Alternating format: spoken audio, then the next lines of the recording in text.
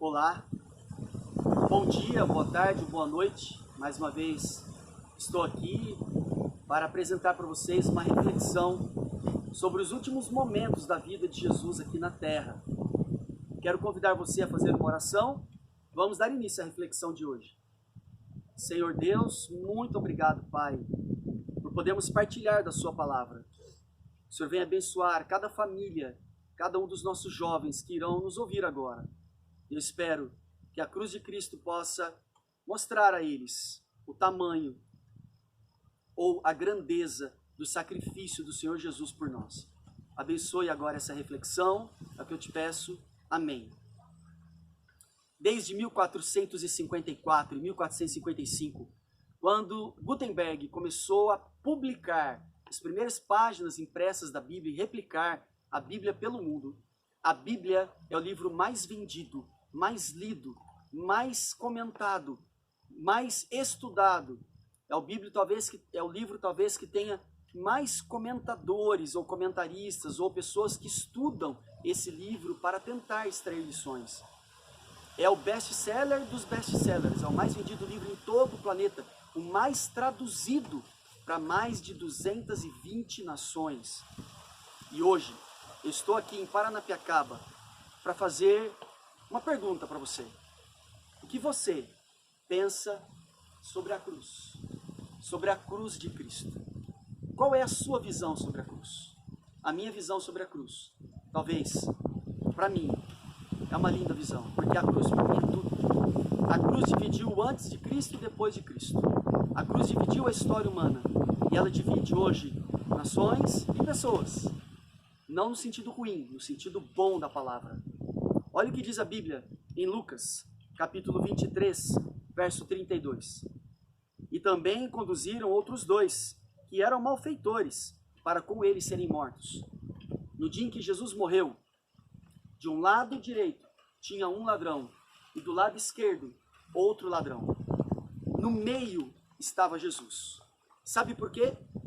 Porque o pior dos malfeitores, ele tinha que ficar no meio em posição de destaque, segundo a tradição da época.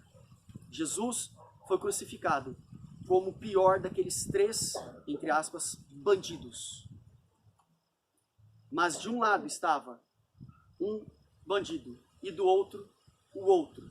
E olha o que a Bíblia diz a respeito desses dois homens. Talvez você tenha ouvido até hoje que aqueles dois homens, um era o bandido bonzinho e o outro o bandido mau. Mas eu gostaria de, talvez, surpreender você a respeito do que a Bíblia diz desses dois homens. Continuando, diz assim, verso 38 agora do capítulo 23 de Lucas. E também por cima dele estava um título, escrito em letras gregas, romanas e hebraicas. Este é o Rei dos Judeus. Lá em cima, acima da cabeça da cruz de Cristo, tinha uma placa, escrito ironicamente, não como devoção, mas ironicamente, este é o Rei dos Judeus. E um dos malfeitores que estavam pendurados blasfemava dele, dizendo, se tu és o Cristo, salva-te mesmo e a nós. Respondendo, porém, o outro, repreendiu, dizendo, nem ainda temes a Deus, estando sob igual sentença?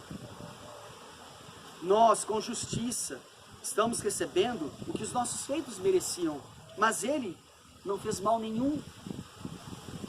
E disse Jesus, Senhor, lembra-te de mim quando vieres em teu reino. E disse-lhe Jesus, é verdade te digo, que hoje estarás comigo no paraíso. Se você estudar somente o Evangelho de João e de Lucas, você vai ter uma percepção de que os dois ladrões, um se arrepende no último momento, mas que ele tinha um coração até bom, e que o outro era muito mau. Porque assim como os líderes religiosos da época e os soldados diziam para Jesus, Jesus, desça da cruz para que nós possamos crer em você. Sabe por que eles diziam isso? Porque naquele dia tinham pregos de 30 centímetros cravados, possivelmente ou no pulso ou na mão, não sabemos ao certo, mas também um prego de mais de 30 centímetros que ultrapassava os dois pés de Cristo ao pé da cruz. Um pé por cima do outro e o prego encravado, passando até grudar na madeira. A coroa de espinhos era tão grande, os espinhos, que chegavam a ter 30 centímetros ou 15 centímetros, dependendo da coroa, mas eram grandes. Eles escarneciam porque duvidavam e não criam em quem era Jesus. Assim como eu disse para vocês ontem, que diante da cruz de Cristo, você pode estar em algum grupo de pessoas. Em qual grupo você está? Se eu parasse aqui a meditação, ficaria um vazio. Mas olha o que diz o Evangelho de Mateus, capítulo 27, verso 44. E eu vou ler aqui para você. Mateus 27, verso 44. Diz assim. Vou ler do 41 ao 44. E da mesma maneira, também os principais sacerdotes, com os escribas e anciãos e fariseus, escarnecendo, diziam: salvou os outros e a si mesmo não pôde salvar-se. Se é o rei dos judeus, desça da cruz agora e creremos. Confiou em Deus, livra-o agora, se o ama, porque disse: sou filho de Deus. E o mesmo também lhe diziam os mesmos impropérios, os ladrões que com ele estavam sendo crucificados. Ao você estudar os evangelhos com calma, você descobre que Jesus demorou 6 horas, para sair de onde ele estava, do seu julgamento, até o cume do monte, até ele ser crucificado e morto. Demorou 6 horas. Por quase 6 horas, os dois ladrões, xingaram Jesus. Por quase 6 horas, os dois ladrões judiaram também mentalmente de Jesus. Por quase 6 horas, os dois ladrões pediram para Jesus: se você é filho de Deus, sai da cruz, desce dela, e nós também creremos em você.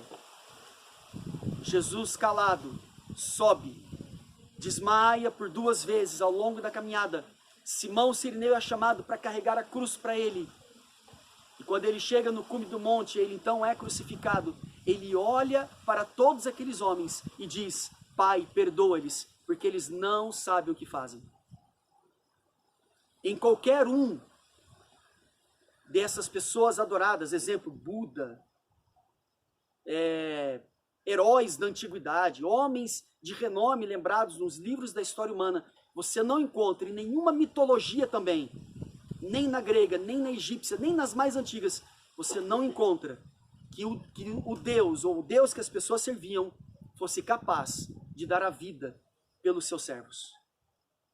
Naquele dia, após Jesus ser xingado por 6 horas, o ladrão olha para ele e diz para ele: Jesus, eu te xinguei por 6 horas, eu te maltratei por 6 horas, mas eu vejo que o Senhor é diferente. O Senhor não olha para quem eu fui, o Senhor não olha nem para o que eu sou. E ele olha para outro amigo e diz: olha, eu sei que nós o xingamos por 6 horas, eu sei que falamos bobagens para ele por 6 horas, mas você não percebe que ele é diferente? Você não percebe que ele só pode ser o Filho de Deus ou alguém que realmente pode nos salvar? Então, enquanto um xingava, no último suspiro de vida, o outro olha e diz, entre linhas: Jesus, eu sei que eu te maltratei e xinguei assim como todos eles, mas o Senhor pode me salvar agora. Quando eu casei com a minha esposa, com 23 dias de casado, o meu sogro morre com um aneurisma. Ela não era de igreja, não tinha aceitado Jesus como seu salvador. 1 ano e meio depois, a minha sogra pega um câncer de rim. E ela também morre com 1 ano e meio de casado. Enquanto ela estava ali agonizando e sofrendo, tadinha, e sofreu muito, a família da minha esposa tentando ajudar naqueles momentos difíceis, minha mãe, meu pai também ajudando, eu e ela ali. Eu só clamava para Jesus para que pudesse salvá-la, e eu creio que ela vai estar no céu quando Jesus retornar em sua segunda vinda. Queridos, para minha esposa foi muito difícil aceitar a cruz. E hoje, eu quero fazer uma pergunta para você pai, para você mãe, para você filho, para você meu querido jovem, minha querida jovem. Jesus não olha para o que você fez ou para o que você anda fazendo de errado. Você pode duvidar, questionar e não aceitar. Mas essa semana, ele pediu para eu vir aqui para perguntar qual de vocês teria coragem de olhar para essa cruz e dizer: Jesus, eu quero entregar o meu coração para você. Eu já entreguei o meu. A minha esposa e a minha família que estão aqui comigo gravando também já entregaram. A minha esposa aceitou Jesus como seu Salvador. Ela não duvida de que a mãe e o pai vão estar um dia lá no céu, junto com ela, desfrutando de momentos eternos. Mas hoje eu gostaria de fazer uma pergunta para você, jovem, para você, minha jovem. Aqui está um jovem. Eu sou jovem ainda, né, gente? Que já foi rebelde, que já fez coisas que o levou muito longe de Deus. Mas hoje eu estou aqui pedindo para que você, mesmo longe, venha entregar a sua vida a Jesus.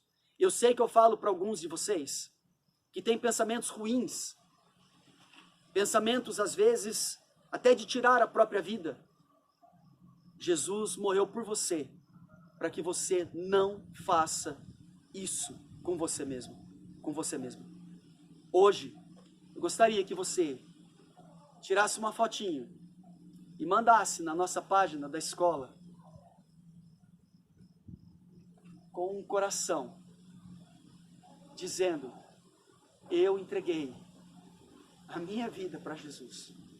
Porque lá na cruz, aqui na cruz, é o melhor lugar do mundo onde você e eu podemos estar.